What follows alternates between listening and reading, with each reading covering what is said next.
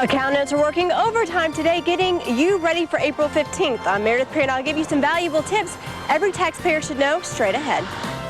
Iowa lawmakers have a goal they want to accomplish by Friday. Find out what's on their plate for the week ahead. And I-235 is turning into somewhat of an obstacle course. We'll have the latest construction updates to make your commute a little easier. Now live from Des Moines, this is Channel 5 Eyewitness News at 5.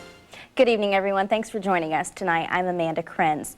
The beginning of April signals that spring is here, and so is tax season. There are 5 more days until April 15th. That's the tax filing deadline.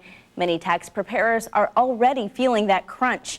Channel 5 Eyewitness News reporter Meredith Perry is live in the newsroom with more. This is tonight's top story. Amanda, when people hear April 15th, they usually let out a groan, and the date just keeps on creeping closer for taxpayers. April 15th affects most Americans, yes. Harold Williams is your average accountant around tax season. Busy, busy, busy. Most practitioners have been working a lot of hours and that stuff. You're probably going to have a tough time finding anybody working the week after the April 15th. But Williams says taxes should not be that much work for you. I find a lot of people just, they don't sleep well until they get it done. I mean, it's just a matter that it's one of those things you know you got to do, you need to get it done. People procrastinate, then it's not that big a deal. And if you are a procrastinator, the United States government has a backup plan ready and waiting. Iowa accepts the federal extension. What that does is gives you up until August 15th to pay your taxes, get your tax return filed. And if that doesn't work, you can go another 60 days till October 15th. Now, if you don't file your taxes or if you don't pay enough of what you owe, you can face several penalties, including being forced to fork over an extra 25% of what you owe.